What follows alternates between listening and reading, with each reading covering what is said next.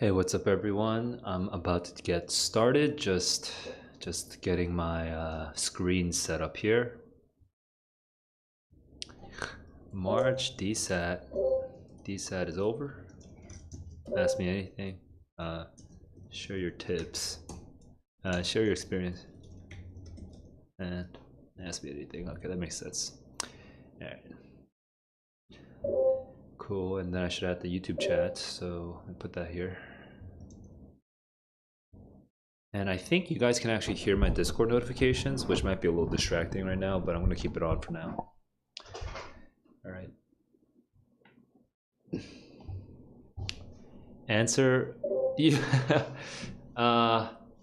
Okay. Well, do you know what that means? It means that, yeah, because you didn't do very well on Module 1, you got the easier Module 2. So Module 2 tends to be easier if your performance on Module 1 is not like the top 25% or whatever it is. But you know what? Yo, how was it though? You feel like you did poorly, but you know, like what were some experiences you had? What's up, Ki? That's a hard name to pronounce. Okay, what's up, K?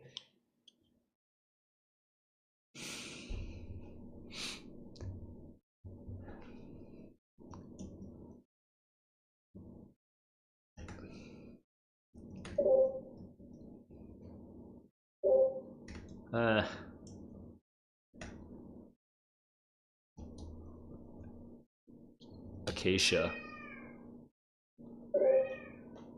So wait, did anyone else not? Did no one else take the DSAT? No one has. No one has your reviews. It was exactly the same as a Blue Book practice test. I hope not exactly the same. I assume you had different questions, right? Yeah. So, man, if you had the same questions, that'd be crazy. You started from the last question, man. Your strategies are all over the place. Cool. All right. Did that work? Was that helpful to start from the last question? Science. Science-y. That is a science-y thing to say. Okay, no. Picante. That's not a word. Time was not a problem. Okay, that's good. Yeah, I'm getting hella notifications on Discord, so you're probably hearing all my Discord notifications. Actually, let me just double check. Are you guys hearing my Discord notification right now? Ah, dude, I couldn't see it, but I think I saw the bar move. Huh. Yeah. I'm gonna turn it off for now because right now the chat is going crazy and I can't monitor it. So just gonna turn off that audio.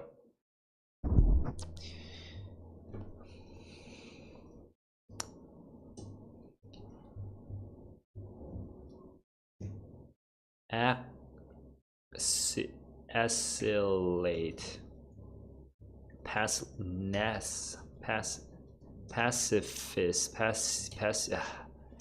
Sick. Man, these are some hard ass words. You think there are more than two? Yeah, I mean, we don't know, right?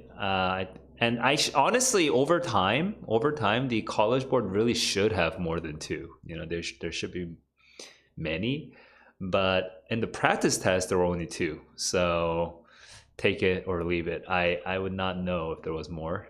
I guess what I could do right now is I could go to Reddit and just start reading up on the news. But do I feel like Redditing right now? Like it's to Reddit or not to Reddit? I'd rather just watch like YouTube videos. Icing. Yo, no, this is demoralizing. This is way too hard. Okay, there's an AP, there's an AT. There's 9 and 10 letter A's. Okay. Aptitude.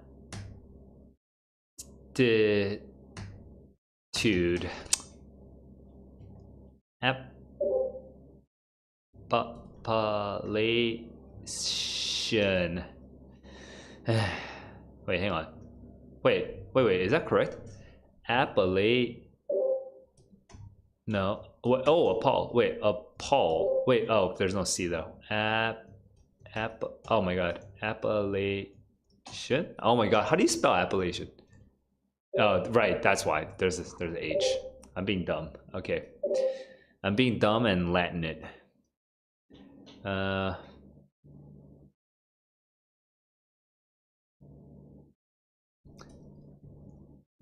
Piaggio. Dude, this is so hard. Okay, no, I don't have the brain power for this. Only one note question? What does that mean? Generally speaking, you should probably, like for most people, unless you're scoring, I'm gonna say if you're scoring 600, maybe 650 or less, then you should be seeing an easier second module. Probably 600. Okay, 600 or less, you'll be seeing an easier module. If you're scoring above 600, then you should be seeing a harder second module. But I don't really know, right? Is this Bingleton Coochie Smith? is that because that Bingleton is highly suspiciously familiar? Hey, well, I'm glad I could help. And if you have any tips on like what strategies you use that really worked for you, obviously it doesn't necessarily work for everyone, but if you could share that, I think all of my 5 viewers would be very grateful. And you know, like the couple hundreds that'll watch this later on.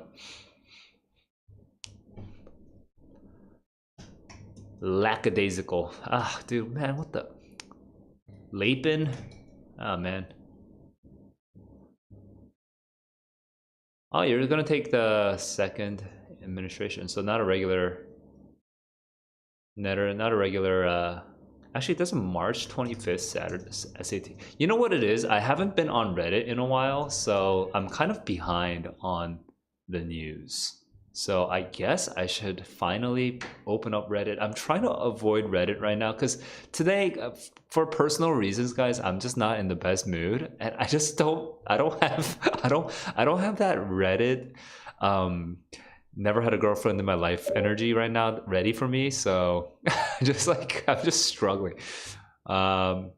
So wow, there's a lot of US dates right now. There's March 12th Saturday. Wait, are you sure there's a DSAT on the 25th? What? There was a leak? No way. No way. I mean, I'm sure if there was a leak, it's no longer accessible, but no way. Oh, what the? That is not what I was trying to look at. Well, my safe search was turned on, guys. What the hell? I thought I was searching Reddit, but I thought I was searching the subreddit. All right. How do you search the subreddit? Dude, fucking Reddit.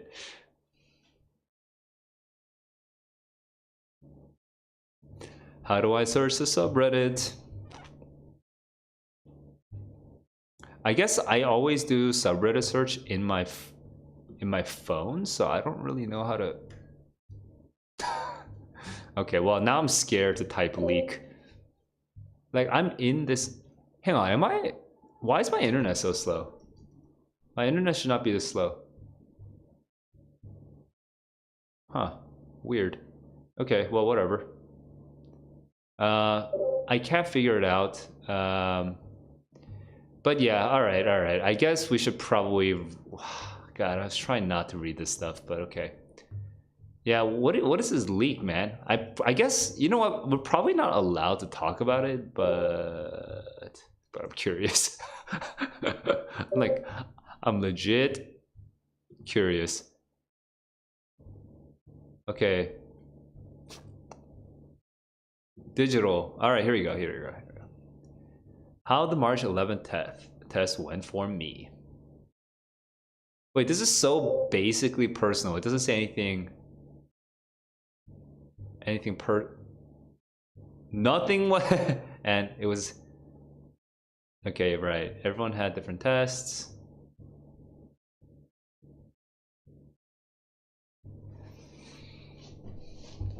Okay, here's people actually talking about specific questions.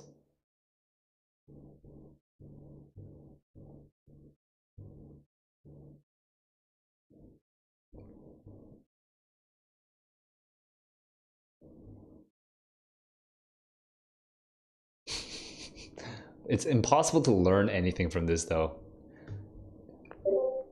All right, so that's a strategy right now. Your Choo Choo, which can I ask what country you guys are in? Adadayo and Choo Choo, because your countries are having major problems with this administration. Now, Adadayo asked a question earlier, so I'm going to go back to that comment, which was, how can you answer vocab and context questions without knowing the meaning of the word?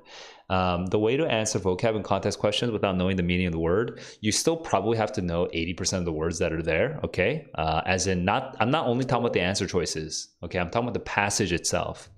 But when you read the passage, okay, if you can go and try to do process elimination, but if you can't choose, because you don't know the word, you can't choose the right answer, then go back to the passage, ignore the right side of the page, look at the left side of the page, and then make a prediction for that blank, okay? And if you are a decent reader, you actually should have a pretty strong, okay, prediction. Even if it's not a very academic sounding prediction, even if it's not like one of the words that are going to come out on the right side, but you should have a strong understanding of what should go into that blank. Is it a positive? Is it a negative? That's a really basic thing, but is it supposed to oppose a previous idea? Is it supposed to support a previous idea, right? What's the kind of word that that takes on this subject or object or verb or whatever, right? So you should make a prediction for that blank. Once you make a prediction for that blank, you just have to eliminate anything that doesn't match your prediction. And so if the correct answer is a word you don't know, but you eliminated everything that doesn't match your prediction, then you will usually just be left with the correct answer. Okay. Now the problem here, and the most important here, the most crucial part, is you actually have to have a good prediction in the first place. So if you cannot consistently make good predictions, then you do have to work on your reading skill, and that's a separate thing. But assuming that you're more like most kids think that their vocab is the main issue, but oftentimes it's not. As long as most kids have better prediction than they think they do. So when they do that prediction, they'll be able to just eliminate the wrong answers. Okay. So mess around with that.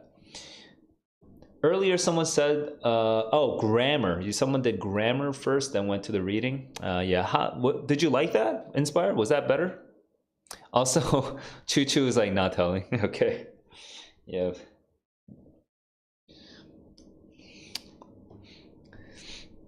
Sounds like I don't know. Korea and China always have problems with administrations because of like cheating allegations or whatever. I wonder what other countries have that kind of issue. But it might not be even related to cheating. It might be something totally unrelated. Okay. So I'm looking at, this is pretty just whatever's, because these are just people just randomly saying, just people having their own like, oh, it was hard or it was not hard, but everyone has different abilities, so it's not very useful.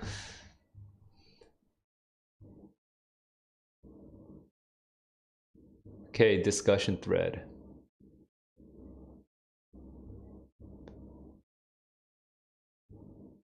Form to report difficulty levels. Oh, okay, cool.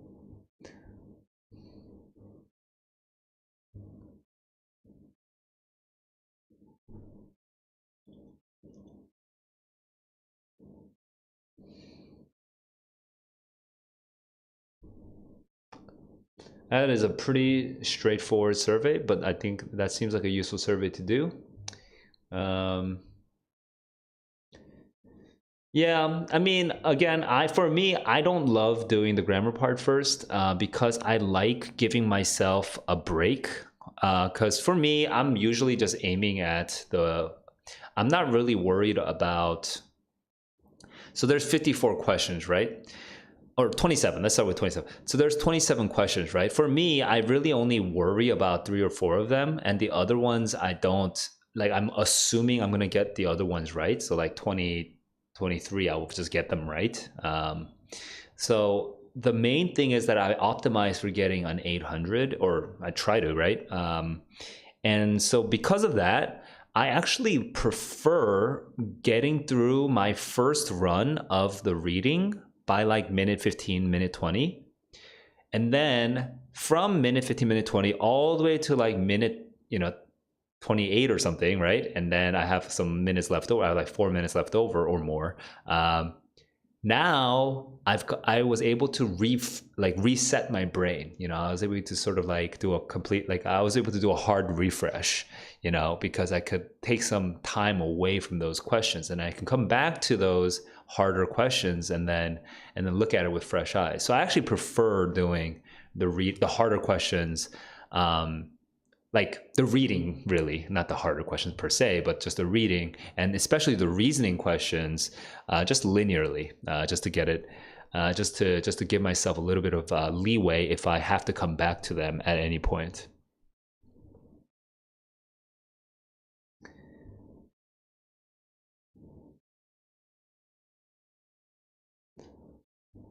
By the way, how did you guys utilize the scratch paper? Did you utilize the scratch paper, and was it help? Did you think what you did was helpful or not helpful?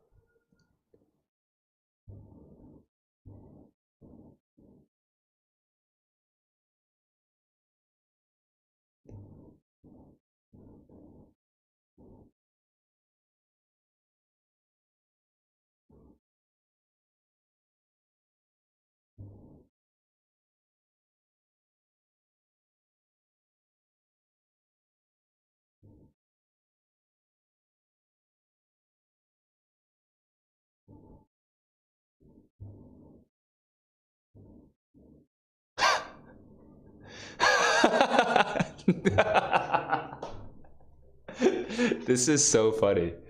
Uh, Wait, New Funk, are you there right now? Jesus. I didn't. It's actually kind of funny to see this because I didn't realize that this was a thing. People are actually talking about me. That's kind of funny. I'm starting to be like a minor celebrity in this little ass crack of the internet.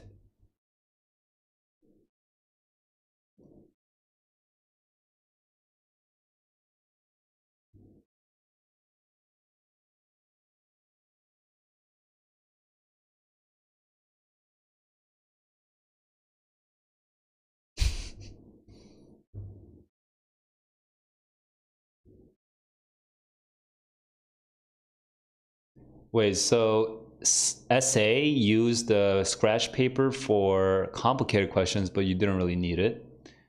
And no one else said anything about the paper, right? Yeah. Did anyone actually take my advice and write like your top 3 tips and reminders to yourself on your sheet of paper? I'd be curious if you did that. And if you did do that, I'm wondering if it helped.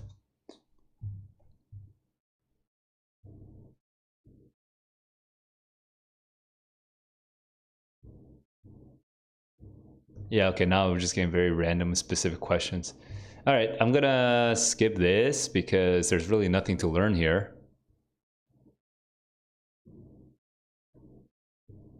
Why does this notification not go away? Go away, notification. Just go. Okay.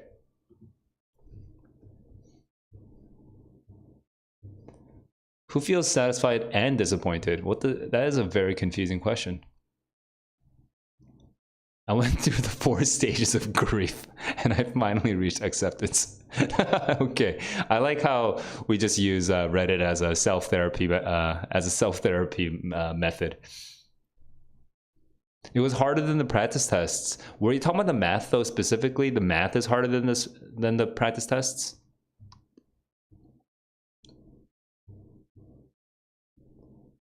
Oh, like that's literally what Kujojo Taro is saying right now. Okay. Okay.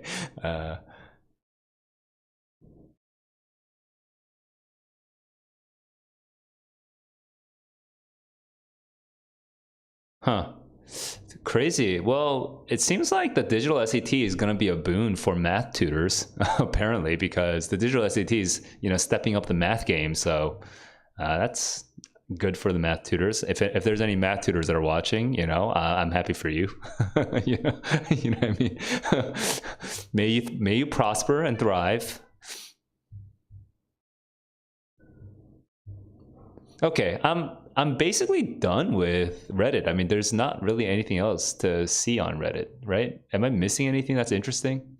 But it looks like no one really. Going back to my earlier question to the to you guys about whether you wrote your top 3 reminders to yourself during the test. Man, I don't know why no one does that. That's like, I think that'd be really useful.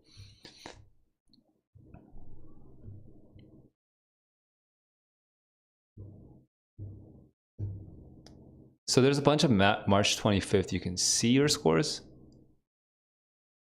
Oh, and 14. Wait, is this for the paper? This must be for the paper, right? This must be for the paper. Yeah.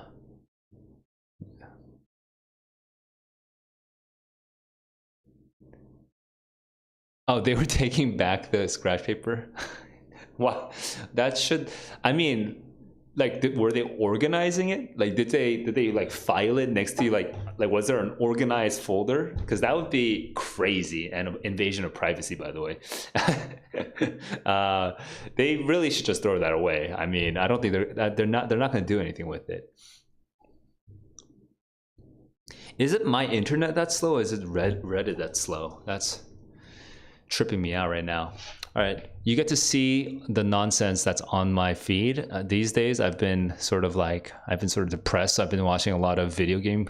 I've been watching a lot of video game YouTube. Hang on. Digital SAT. Since I'm on an SAT related stream, I do feel motivated to finally watch some SAT YouTube. All right, let's go watch some SAT YouTube. This guy has so much energy, man.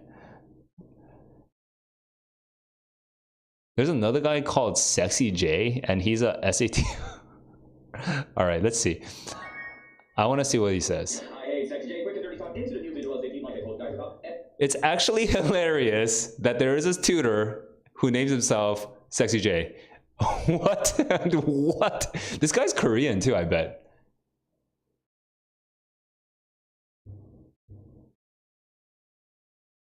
My score breakdown. Oh, this is his old. Okay. What? Should I do this, guys? Because I also have a very similar set of. Because when I was in high school, I actually did more APs and probably more SATs. Although this guy was real strong on the sciences, man. Whoa. Yeah. So this guy was a science guy back in high school. Well, do you think my YouTube videos would get more views if I did this? Because I do have some pretty impressive scores. This might, but I'm looking at this, and what he's saying so far seems pretty accurate. So should I watch this? Yes, I am Korean. What? Why are they asking you to write your names on them? That makes no sense. What the? Wait. Wait. That they should not do that. That's not cool, man. That's not cool. Whatever is that? If that's a college board policy, that's not cool. Dude, I'm scared to search Reddit now because like, what the hell? I don't know if you guys were there earlier, but it got a little steamy.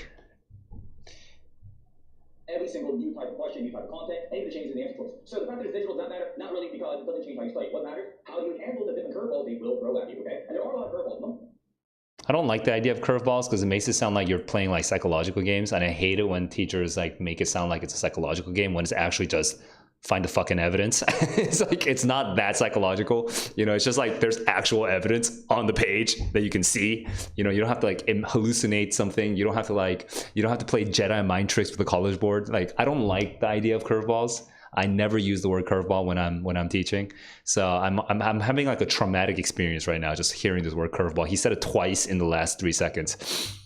Number one, I'm doing this. Well, not number one, because I already did a video on review DSAT, but the number one thing I think people are going to be kind of freaked out about is this color, right? So you say, oh, there's a reason. Okay, people will freak out. Literally, it's a trained reaction. It's not rational. You guys will freak out. I completely agree with this one. Oh, what? I'm not showing you my video.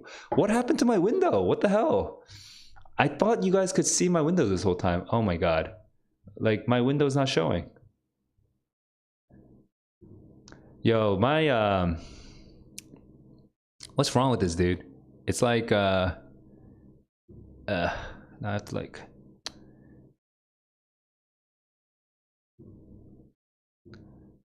hey, yo, sorry guys. I thought my window was showing because normally my streaming program doesn't mess up like that. But ever since it got updated some months ago, I actually stopped streaming for a couple months. So I haven't been paying attention, but I think there's like a new bug.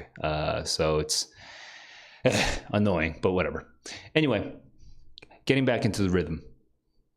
Reason I chose not to take AP Lit, I don't want to do poetry, right? Honestly, I don't really like reading poetry that much either, even though I'm a literature nerd, because one of our Bones article, and if you guys were to look at like AP Lit stuff and look at the poetry, like, wow, they didn't really want me to do poetry on the SAT, that might be a little bit discouraging. But let me tell you guys, it doesn't matter at all, okay, what the poetry is. Because, for example, you guys might see the word like lie. I'm like, I don't know, that's like the King James Bible, I don't know what that is. It doesn't matter at all. I'll show you guys, you can do this problem without even looking at the problem at all. Literally 0%.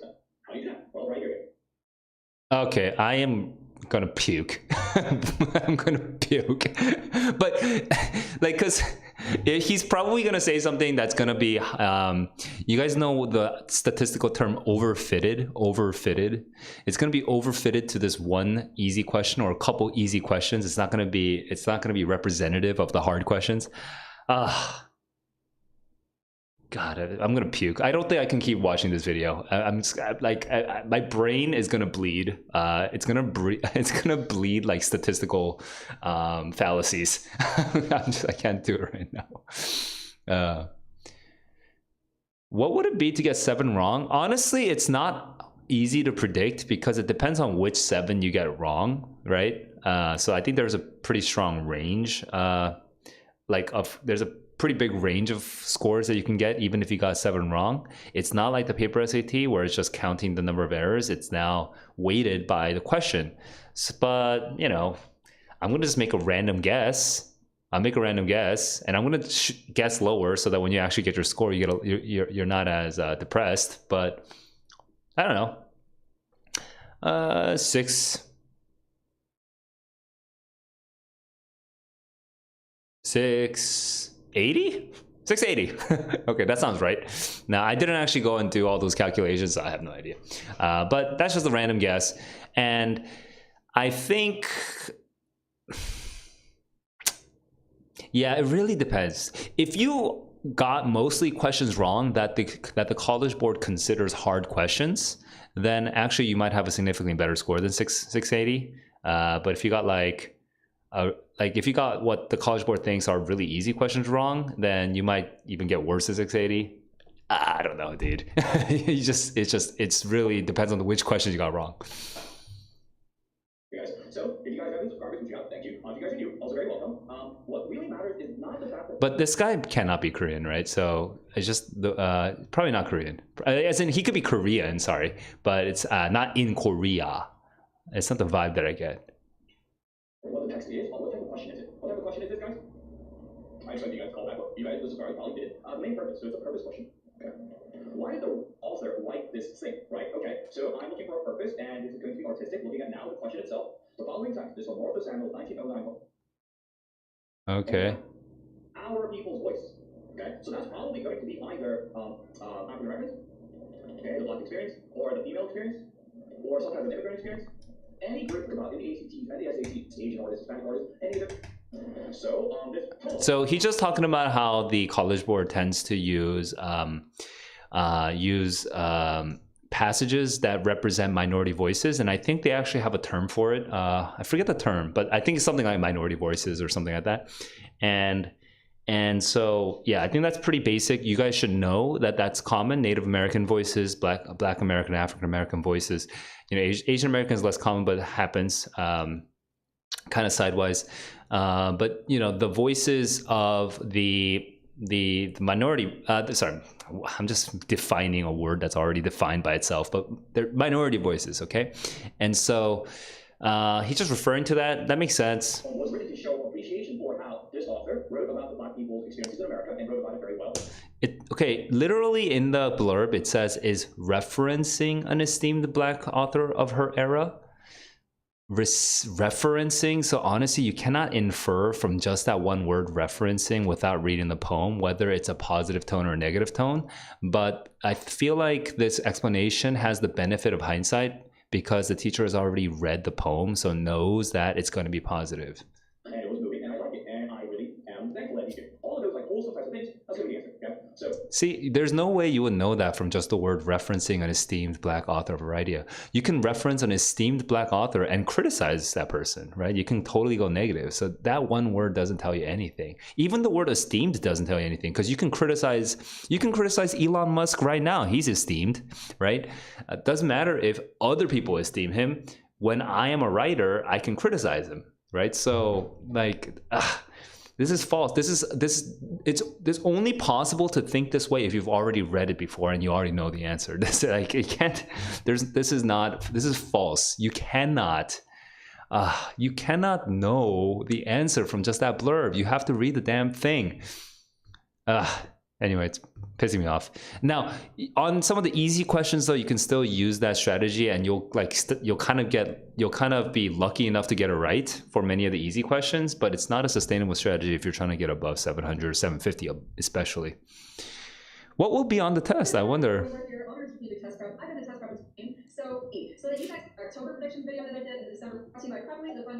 I wonder why people watch prediction videos. Is it?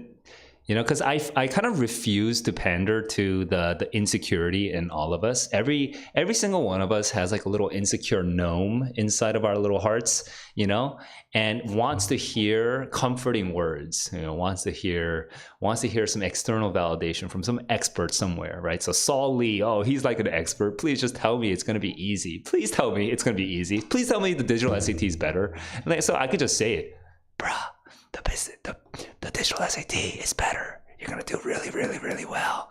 You know, I could just say it, but like it makes you weak. Like, don't be weak. You know what I mean? Stop looking for external validation. I'm not gonna give it to you. Like, you can, maybe other people will give it to you, so you can go subscribe to them instead. But I'm not gonna give you just that validation. Like, you gotta just be honest with yourself. Like, what is your weakness? What can you do to improve and figure it out? You know, like, stop hoping that some expert who knows more than you just tells you that you're okay. Like, sometimes an expert will tell you that you're okay, and then it turns out that you've actually, because okay, this expert is a financial advisor, and you know, you've already put like $100,000 into this like one portfolio, and it's all like cryptocurrencies or whatever, right? And just like, and yeah, this cryptocurrency expert is going to tell you you're good. This is a unbreakable investment, and then 3 months later, that $100,000 you put into that cryptocurrency portfolio is now gone to $10, right? Well, that's what external validation risks, right? It risks being completely meaningless because who knows what an expert is, right? Like, and who even knows the future? I don't know the future. I can't make a prediction about the March SAT. I cannot make a prediction. I can't even make a prediction about tomorrow, what pants I'm gonna wear. So how am I gonna make a prediction about the March SAT? I don't know why people watch I kind of know why people watch validation. I kind of can imagine why people watch these prediction videos, but I don't know. I don't sympathize. Yeah, and it was an easy poem too. And so that's the problem. Actually, and this is just true of all SAT books, because SAT books in particular, okay? Now, YouTube is a little different because YouTube, you don't make money from just a single video, really. But specifically with SAT books, the examples, all right, they actually sell better the less realistic they are with the SAT. okay, the more hackable. Like if there's like these little shortcuts that you can just use, and you know you don't have to actually read and whatever, you know. And then like the SAT books are like the chapter number 1 says choose the shortest answer, or chapter number 2 is don't even read the passage, right? And then they gave you all these like little perfectly built examples to prove that you don't have to read the passage, or to prove that you actually have to choose the shortest answer. But the thing is, are those questions from the real SAT? Like, is that, and how many of those questions actually come out in the real SAT? And is it only the easy questions that are like that on the real SAT? Are there hard questions that are like that on the real SAT?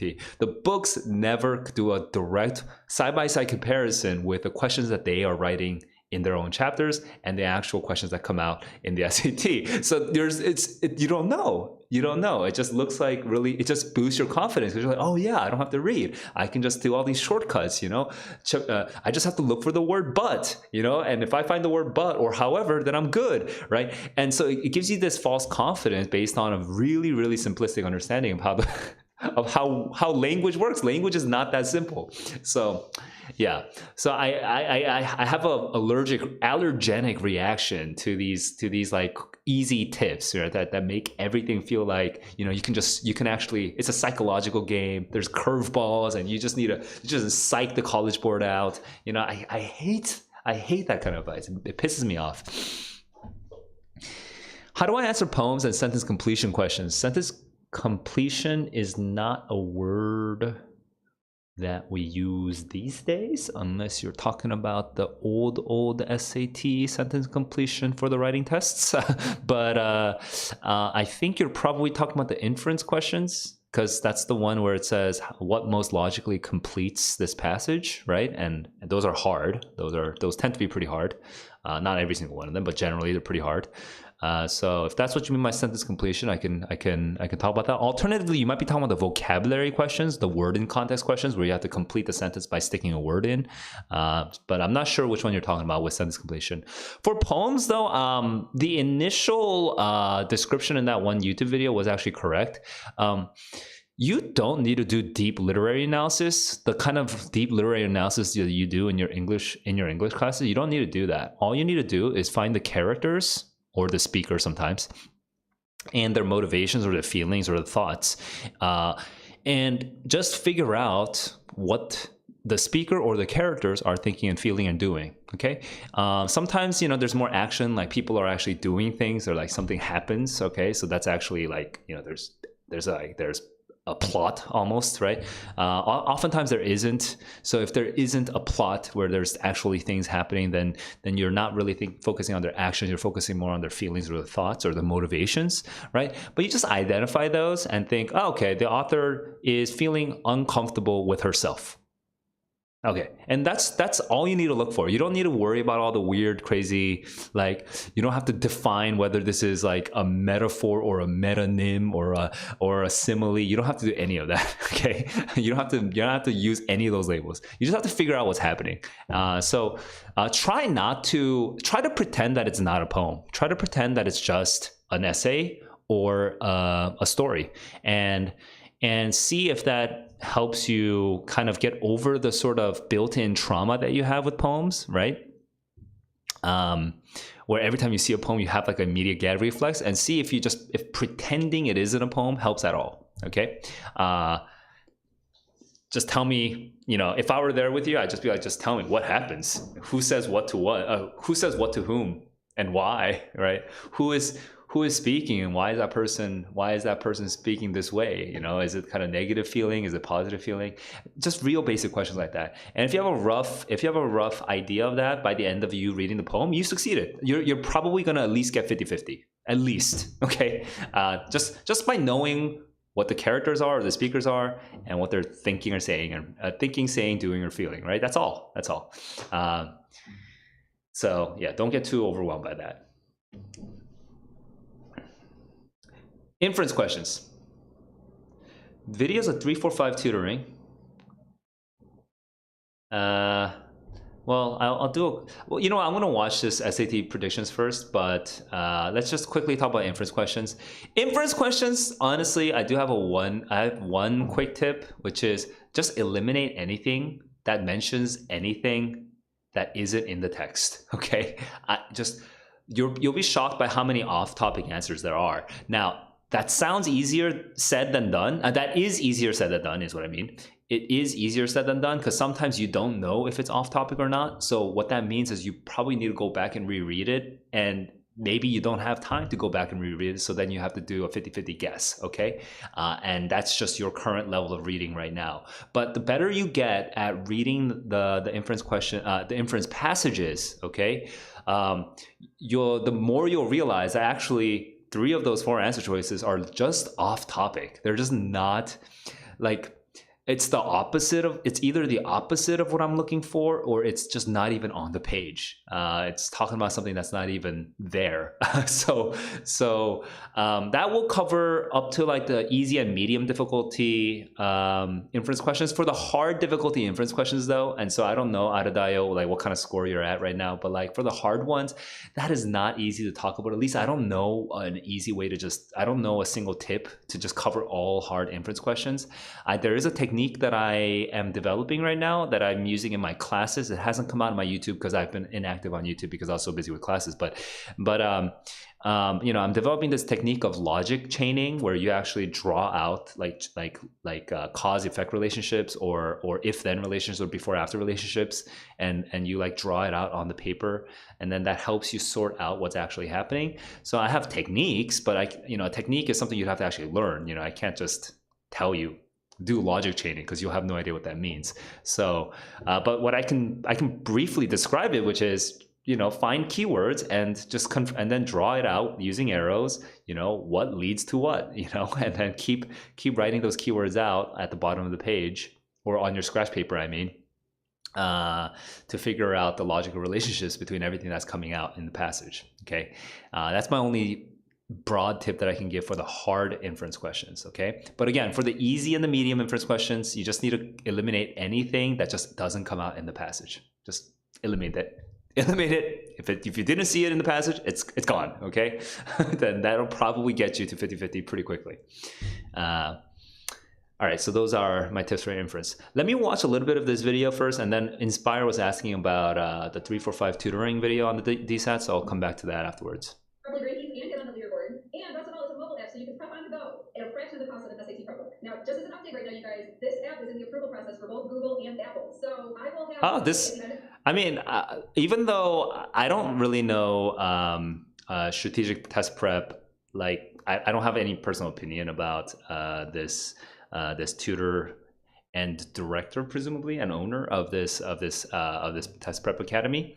But I respect the hustle, man. Making apps, because you know a lot of test prep resources that are out there are pretty outdated. So I do respect the hustle. I respect the effort to kind of make better, more recent content for the SAT.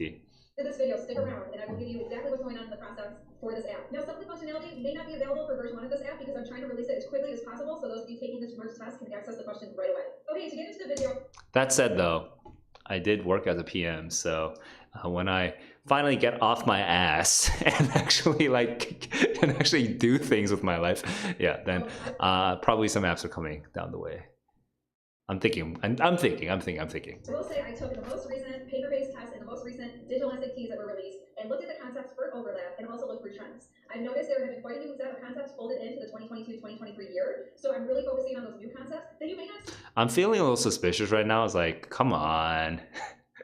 But this is the kind of thing that, at least in the Korean industry for sure, but probably also in the American test prep industry, teachers will talk to parents and always talk about trends.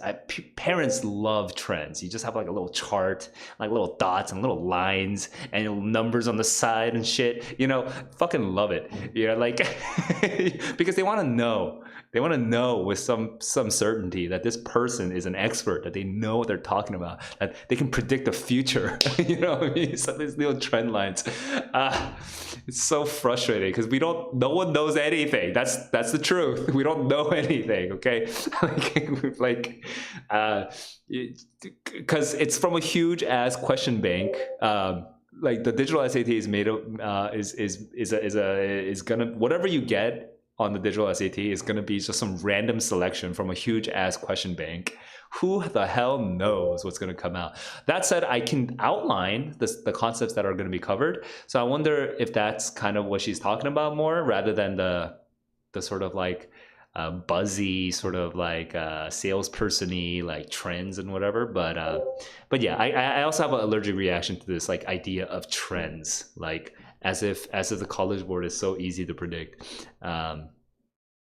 when really I'm sure even the people in the College Board don't know what the hell College Board is doing. Like it's like I'm pretty sure no one knows what College Board is doing. So I'm very suspicious of like trends and forecasts. See if you practice a test from 2021. So the first concept that I really think you guys are going to be tested on the merge test is margin of error. This concept is super new. It was just introduced. So math. If it's math, then that makes sense. Is it super new? It doesn't feel new to me, but I haven't been a math tutor, so I don't know. I want to say, a handful of months ago. So go ahead and take a look at an example. I'll walk you through what I do. Hey guys, we have a margin of error problem here, and the question's asking which. Okay. Skip. Whether they be horizontal translations or function with translation. vertical translations. So take a look at this example, and I'll show you how. Oh, this is math. Oh wait, what? Oh, I kind of had this. Am I being sexist? I just assumed that she was going to talk about reading and writing. Whoa, am I being racist or sexist or both? I was not expecting math. We don't know, but we know we're going to get a positive number. So if I have 36 minus 4c, when I get a positive number. Okay, wait. I'm going to skip. Because if I have like one data point, wait, it was completely math. I was not expecting that. Oh, sorry, dudes. Actually, it says March SAT predictions, but it doesn't say anything about the English. So that was actually, I got catfished, man. I got catfished. What? 345 tutoring. All right, we got the poetry video.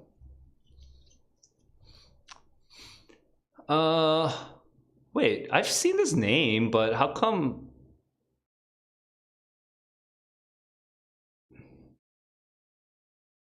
Wait, the views and the subscriber counts don't make sense. Why are the views and the subscribers so? Oh no. Oh, yes. No, they do make sense. I know the hustle. Yo, 345. If you are watching this video at any point in your life, like if you ever watched, I respect the hustle, man. You're putting the work in, dude. You are putting the work in. 1 year. You and I were very similar. 1 year, you're just putting the work in, dude. Like all these videos at like a couple hundred views. You know, you're scratching your way to 1,000 subscribers. I respect the hustle, man. Jeez.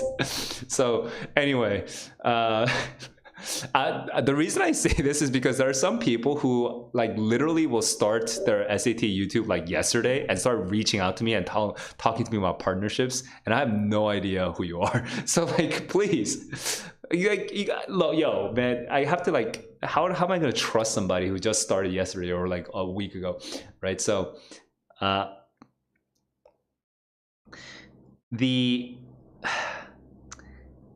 no, you know what? This doesn't need to be explained. You understand what I mean. Says journey's over. Yo, congratulations. While I have you, if you're still here, I do want to ask you, was there a strategy that you used? Maybe you learned it from me. If you learned it from me, yay for me. But it doesn't have to be from me. Maybe you just learned it on your own. What's a strategy that you used that you wouldn't mind sharing with others? Bros, my give me a second. My computer went down to downtime because it's 9:30 and I actually sleep kind of early, but I need to turn downtime off. Whoa.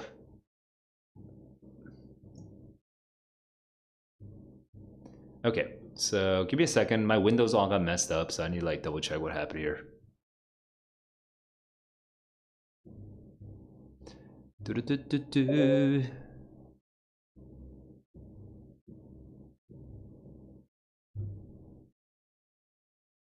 Okay, and now I can see the chat again. Yeah, so Last thing I asked was basically, you know, what strategies that you guys use that you actually would recommend to others.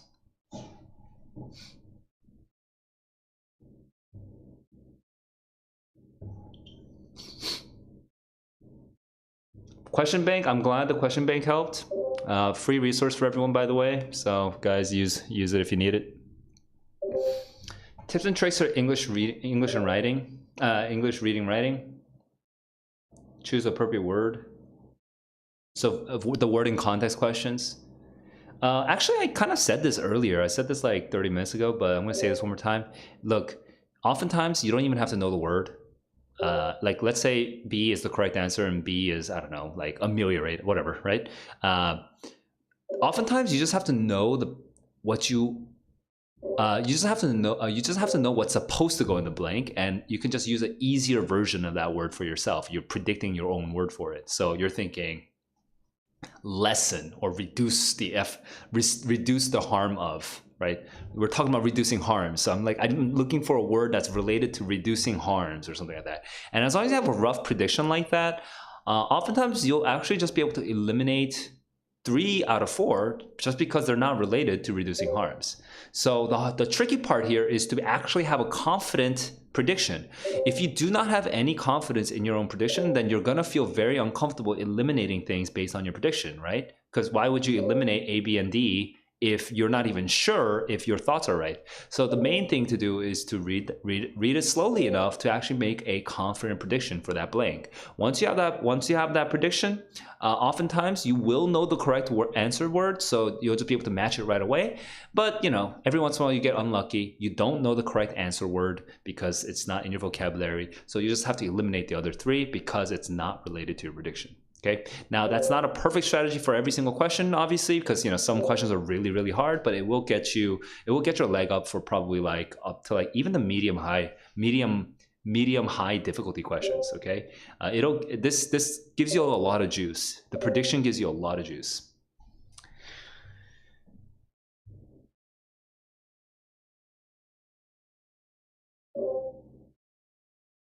You had vocabulary questions from meditations. Yo, good luck. Not good luck. I'm so glad that you were lucky there. Yay. And that it actually does pay off. You can actually increase your luck. Like, I don't know if you guys play like RPG style video games, but sometimes, depending on the RPG, sometimes you can actually increase your luck stats. Well, you can actually increase your luck stats in life by exposing yourself to more and more resources, right? So the more diverse you read, the more diverse people that you meet, the more diverse your experiences in life, the more you are increasing your luck stat for something lucky to happen. So just a bit of life advice there, you know. If you've never read Marcus Aurelius, then go ahead and read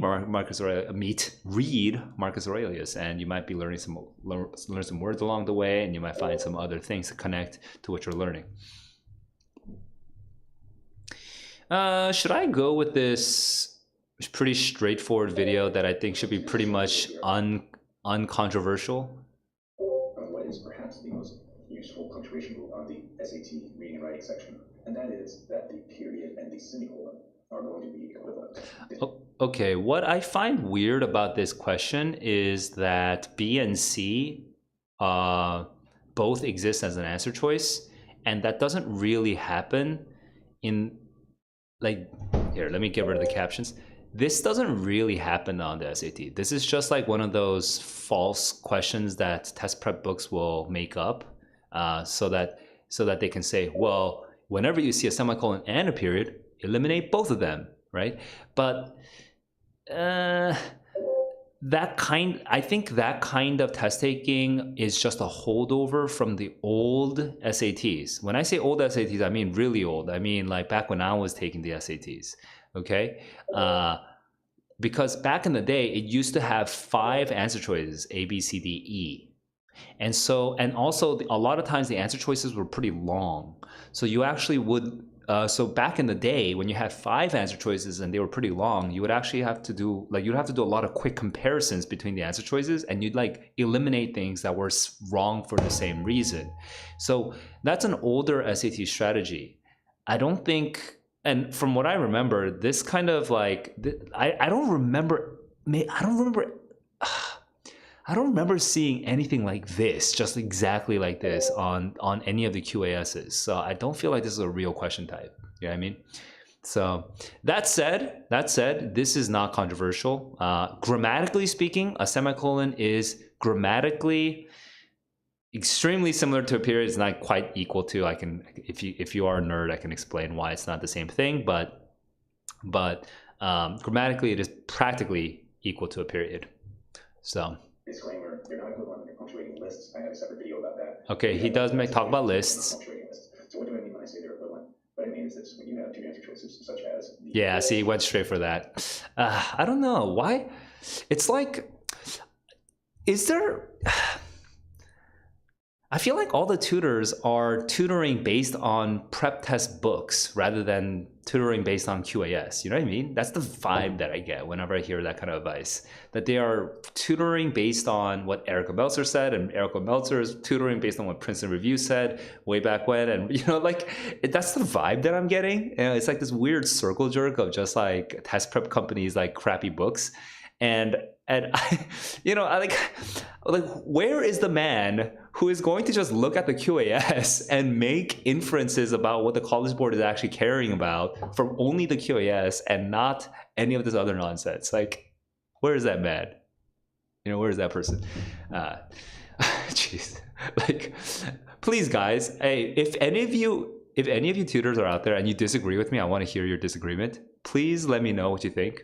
Okay, because I really do not like a lot of what comes out in the test prep books. I do not like what those books say, and maybe I'm missing something. So you tell me.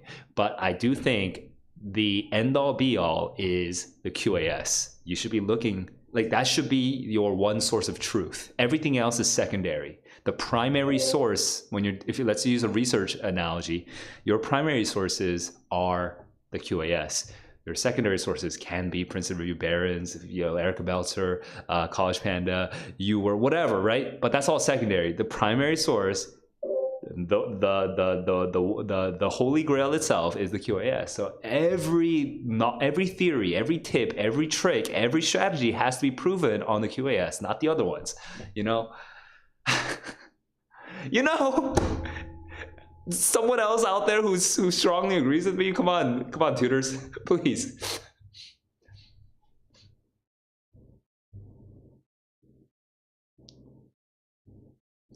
You had no idea what illicit demand means, but you knew. Oh, you're bouncing off of my idea about increasing your luck, right? By increasing your exposure to things. Yeah, completely.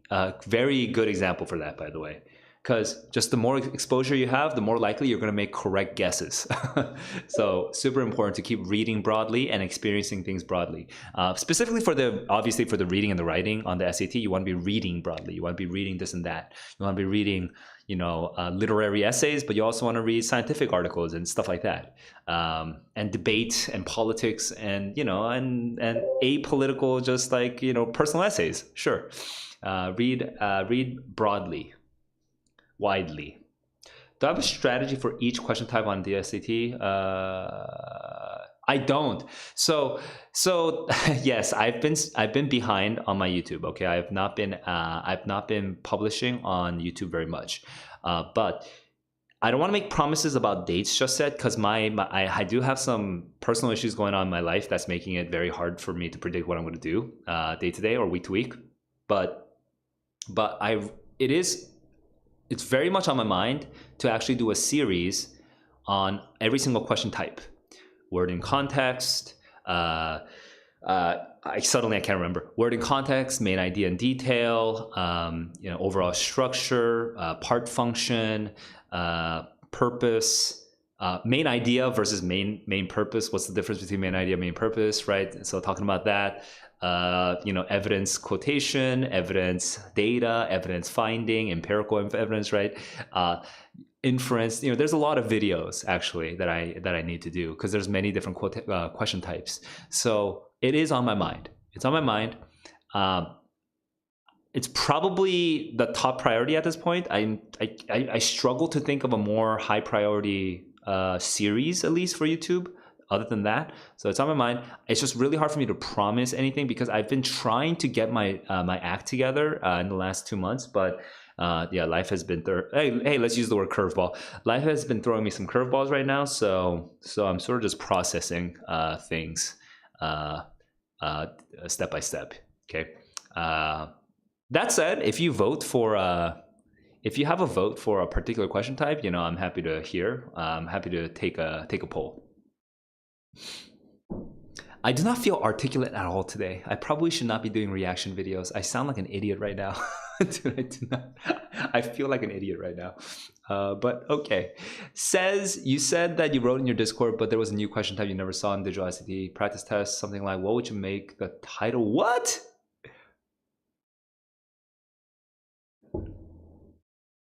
Did that come out in the analysis section? Was that before the reasoning questions?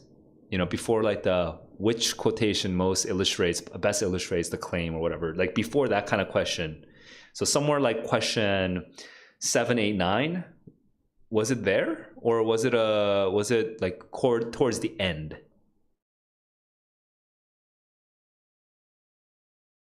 Because I'm struggling to imagine where that would fit. What would you make the title of this text? It's probably analysis though. It's probably like question 7, 8, 9. Yeah. 8, 9. Yeah, sure. Okay, that's an analysis question. So it's a different form of a main idea question. That's interesting. I'm finding it interesting that the College Board is diversifying their questions because on the one hand, I think when I did my very first impression of the digital SAT, I think I said that it was a good thing that there were so many different question types. But then as I kept going over the different question types, I realized there actually wasn't that many kinds of question types.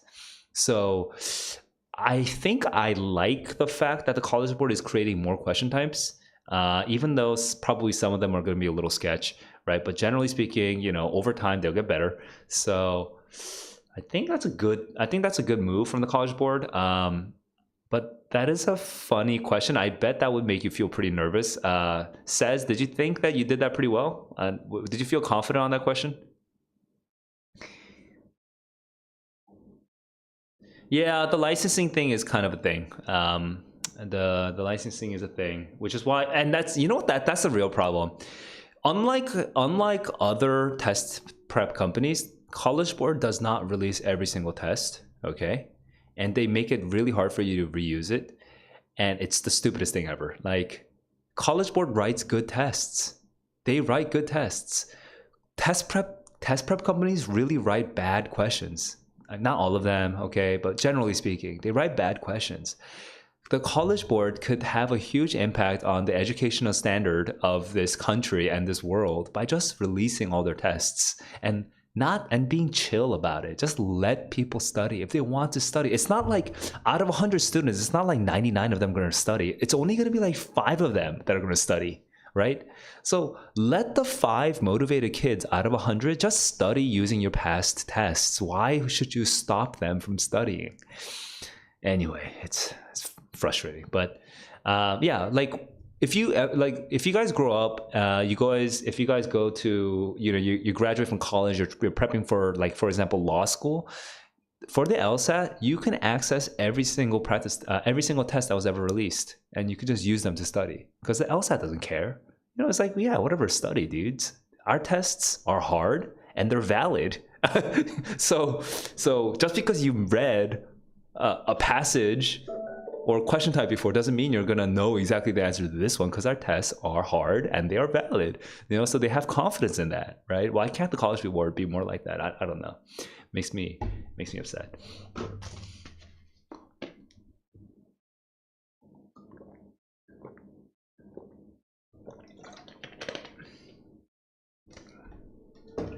You like the reading and writing compared to the practice test because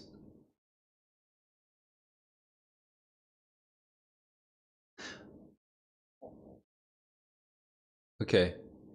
I think you're saying says that module 2 in the Blue Book practice tests had longer readings, but apparently the real test that you just took earlier today, the questions, the readings were actually not as long. So you're saying that the real test had shorter readings. Is that true?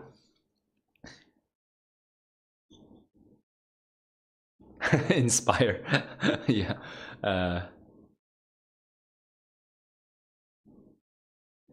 Yeah, it probably would get you depressed if you are thinking that you got.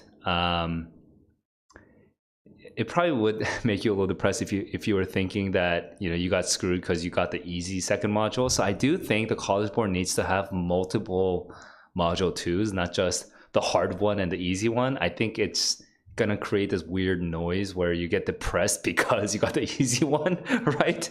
That's kind of like not what's supposed to happen. But yeah, I sympathize, because if you get the easy module, it probably doesn't feel good, because now you'll assume that you did badly on the first module. Yeah. Oh, Says, you were saying the opposite. The real test had longer passages, but you thought that was good, huh? You thought that was good. Well, that's good for me, because my question bank is full of passages that are longer than the Blue Book. So that's good, because I made a prediction. I made a prediction last October that the digital SAT has to get harder, and because it's too mean. The curve is too mean when you are trying to score above 730, right? It's just like ridiculously mean. So they have to have more hard questions.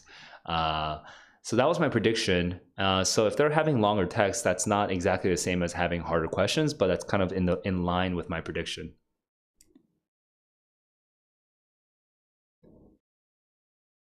Yeah. If you thought that my practice test questions were similar, I'm really happy, because I wanted it to feel about 10% harder to 20% harder. Personally, I thought that if you go through my vocab questions, they kind of get to like 30% harder. They get significantly harder than the actual SAT.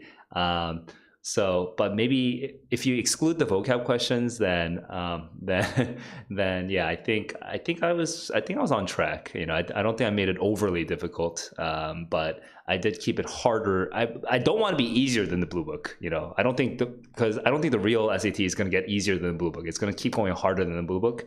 But yeah, I feel like the difficulty level that I tried to aim at is where the digital SAT will be in about a year. I mean, I'm just making random predictions at this point, but it's just a gut feeling that I have.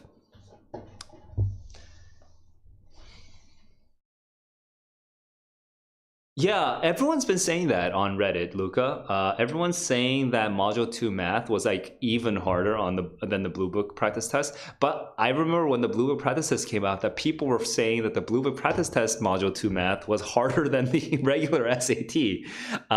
So I think that actually makes sense. I think actually the digital SAT made math, the rollout for math. Okay, by the way, I haven't taken the 4 practice test math sections, so I don't know, okay? But my gut feeling from a distance says that actually the SAT, the College Board did a good job rolling out the math side of the digital SAT, because it can actually scale with your ability, okay? So that you're feeling challenged that whole time. Now, obviously, it never feels good to see questions that you don't understand. But if they just keep it just difficult enough that almost everyone is kind of unsettled, right? Then eventually you should be able to get a curve where you can get like one wrong on math even and still get an 800. And what a relief that would be, because you know how math would never be like that in the past. But if you can just keep it just that difficult where everyone's like nervous and they're a little uncertain, but the curve is like reflective of that, then I think that's a healthy place for the test to be. I don't think the recent paper SAT like math trends was good. I don't think that was healthy, where you just kind of like Like if you're like Korean or Chinese, you're like going into that math test and you're like, this is the fucking easiest thing I've ever seen. Like that's not a good place to be, because now you make one mistake and you're dropped down to like 780 or whatever. That's not good, you know. That's not a good math test. You have to have finer gradations. You get one wrong, 0 or 1 wrong, and you're still 800. You get 2 or 3 wrong and you're still 790, right? That's a nicer curve, and that means that the College Board is developing a pretty big variety of difficult questions to challenge the top level kids. So that's more meaningful. It makes an 800 more meaningful.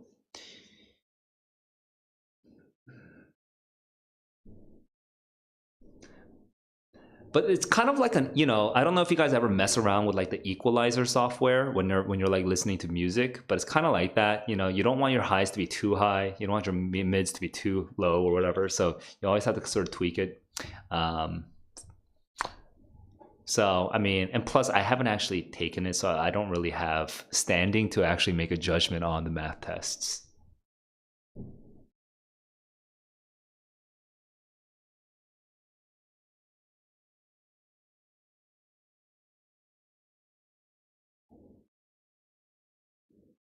Wait, they don't give you extra scratch paper? What the F? That makes no sense. That is fucked up. Dude, I feel like the College Board didn't give the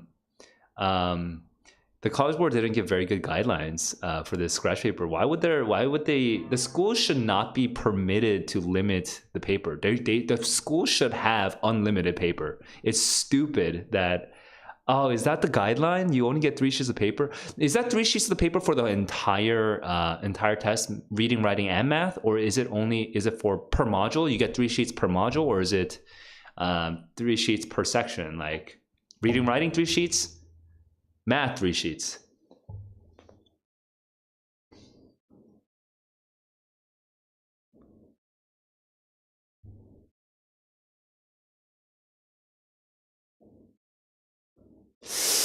Ugh, that's... Why would the College Board do that?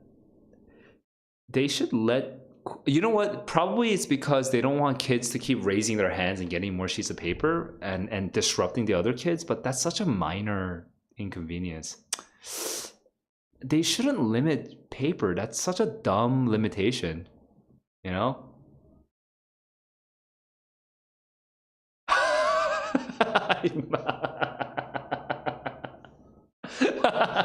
Yeah.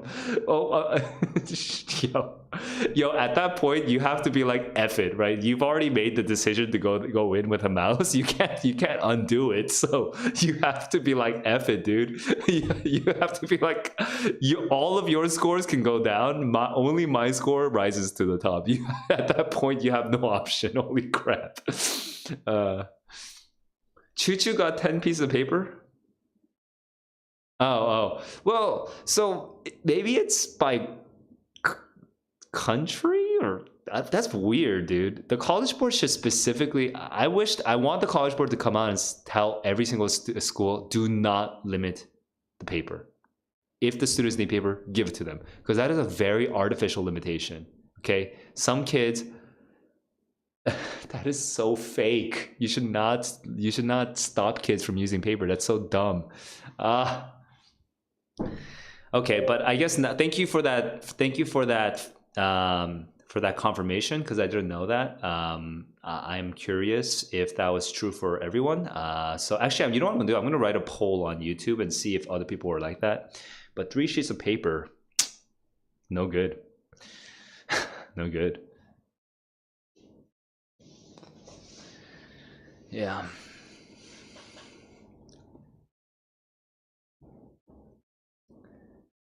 Yo, what's up, whoever's joining on Discord? You are allowed to speak. I'm pretty sure you are not auto-muted. But I'm actually about to wrap up right now, because I've been streaming for like an hour and a half, and it's getting late for me, so I'm gonna go pretty soon. If you have questions, you need to ask like now, because I'm gonna go. I'm looking.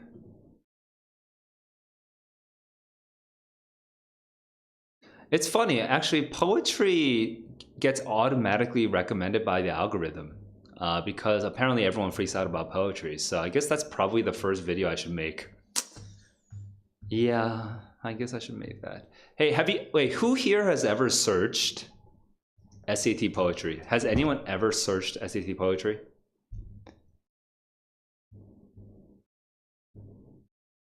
Oh, there's only 2 videos. Oh, 3 videos.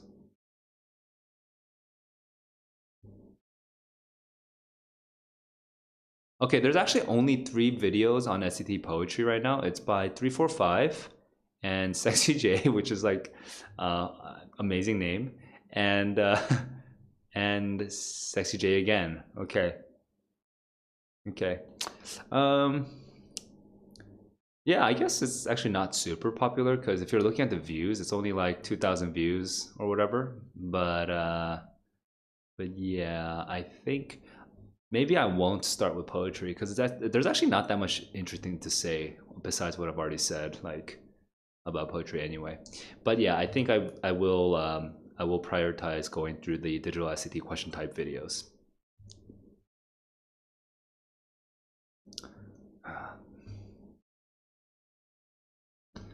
I just want to watch some random.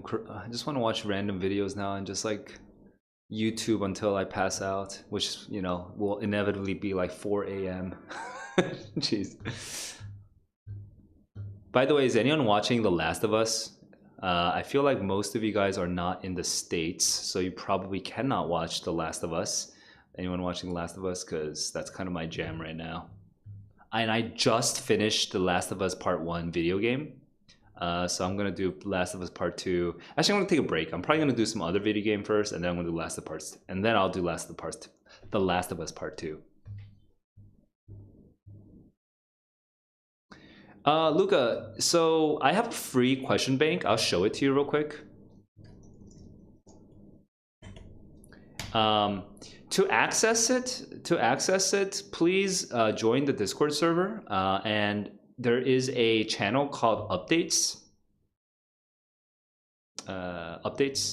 And oh, it's been a while back now, so I probably have to do it. But anyway, if you go to February 21st, if you scroll up on Updates, you can find the link. Okay, it's totally free. I'm not making any money off of this, so so you guys just use it.